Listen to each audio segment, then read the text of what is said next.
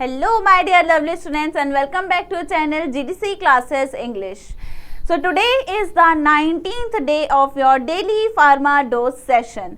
I hope these sessions are very much helpful for you and these 10 to 15 minutes are helpful for clearing your concepts whether you have learned it or not.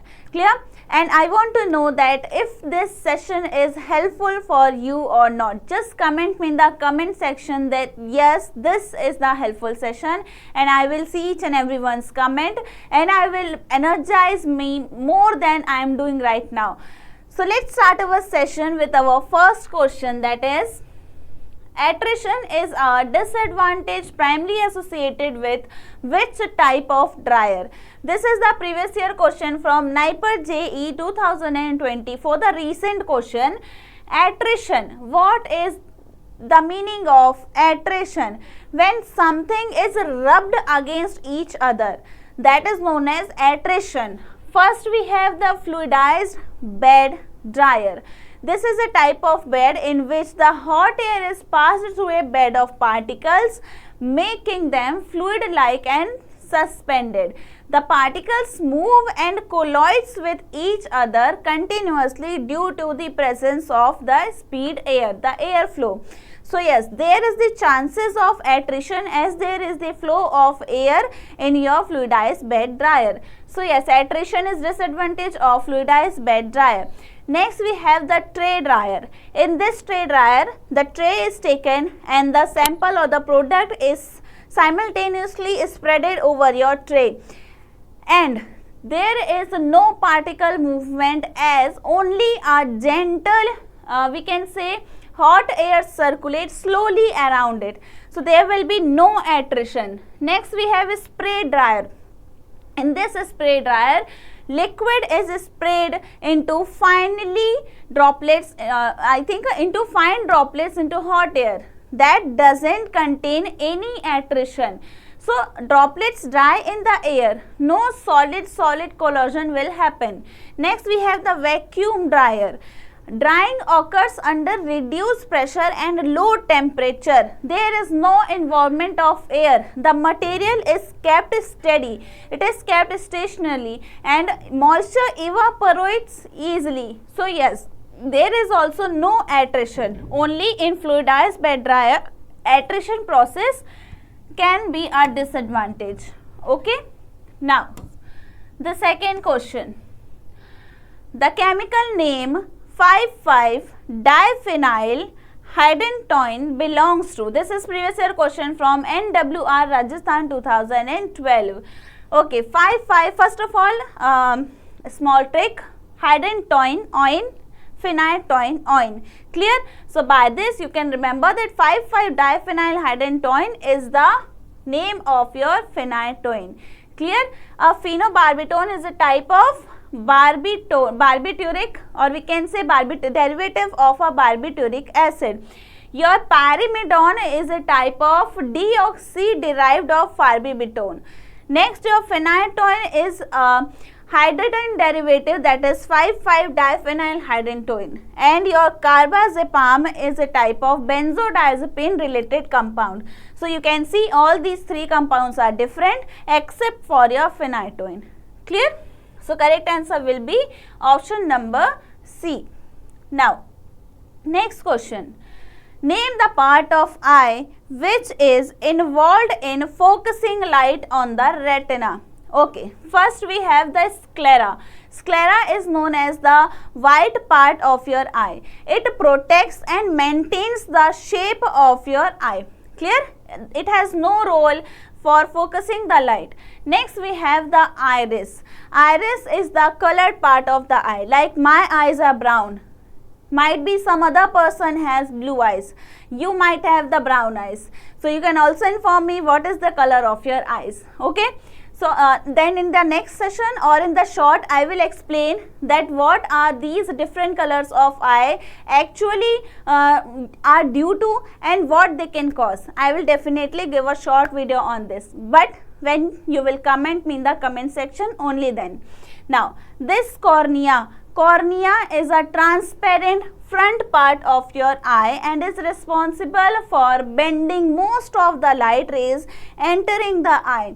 Clear? So yes, this part is responsible for focusing light on your retina. The ciliary muscles change the shape of lens when you are seeing a near portion or you are seeing a far portion, according to that. Clear? So correct answer will be cornea. Now let's move on with the next question. Change the voice. This is Gujarat previous year question from 2018. I am to learn music.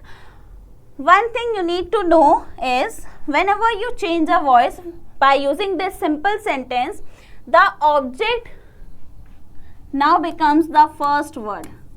The object plus form to be plus past verb, past participle, third form, and the subject. This will be the sentence. According to this, you have to change it. So I am to learn music. So music will be the object. For to be is music is to be. Verb third form is learn, learnt, learnt. So music is to be learnt by me. Simply by me. Here we need to add by and the subject will be me. Clear? So music is to be learnt by me. Here the learn is there, present tense. No. Learnt, but was tense is used. No. Hence in this sentence there is no use of past tense. So was will not be there. Music is learnt by me. So this is also wrong because we need to add to be. Clear? Either it can be was to be, is to be. Okay? Fine. Now, the fifth question. The composition of Frodet's reagent is MP NHM 2022 previous year question. The composition, or we can say the ingredients of your Frodet's reagent, main ingredients. First of all, these are used for the identification of hematine found in ipecacuanha. Clear? The steps you can say, first of all we need to take a powder drug, that is your ipecacuanha. Then we need to add the Frodet's reagent, that is the name sodium molybdenate. Okay, sodium molybdate plus sulfuric acid, concentrated sulfuric acid forms this reagent, and the hematine gives the bright green color if it is present in the sample. Clear? And hematine is found in ipecacuanha. Clear? So from this question you learned three new things about this. Now the next question. Drug inhibiting mTOR pathway. Okay, what is this mTOR pathway? And also the drug that inhibits this pathway. So mTOR is the mammalian target of your rampamycin. Clear? That is mTOR pathway. The first option says tacrolimus. This is a drug that is a type of calcineurin inhibitor. Okay. Next we have our, it does not inhibit your mTOR. Next we have everolimus. Everolimus binds to, or we can say it inhibits your mTOR pathway. Okay. This is a mTOR inhibitor. Sirolimus or limus drug. This limus drugs are the mTOR pathway inhibitor. They inhibits your mTOR, blocks the T cell proliferation. So option number D, that says both B and C will be the correct answer. Clear? Now the seventh question. Which of the following considered as RNA dependent RNA polymerase? Okay, RNA dependent RNA polymerase. First of all you need to understand following considered as RNA dependent. The DNA which is dependent on RNA for its formation is RNA dependent DNA polymerase. So you always know the simple process is the DNA forms the RNA, but this is the reverse process when the RNA is responsible to form the DNA with the enzyme reverse transcriptase. As the name says, reverse transcriptase. Clear? So option number D will be the correct answer. Clear? Next we have question number 8. In a computer architecture, a bus is RRB 2016 previous year question. Okay, in a computer architecture, a bus is okay, a collection of various software. So software means a programs or an application. In general word we know it, and a bus is a hardware, not a type of software. So this is wrong. A collection of various computers. So means a group of computers, or we can say like a network or machine. So this is also not a type of hardware. Okay, bus is a single computer. It connects initial parts, not multiple computers. Collection of shared communication wires. Yes, a bus carries data. A bus carries your address and control signals between the components. Clear? Wires or signals are like CPU, memory, input output devices. So this will be the correct answer. Okay. Now the 9th question. A boy sold his bicycle for $2,400 and earned 20% of profit. What was the original price? The price without the profit of the bicycle.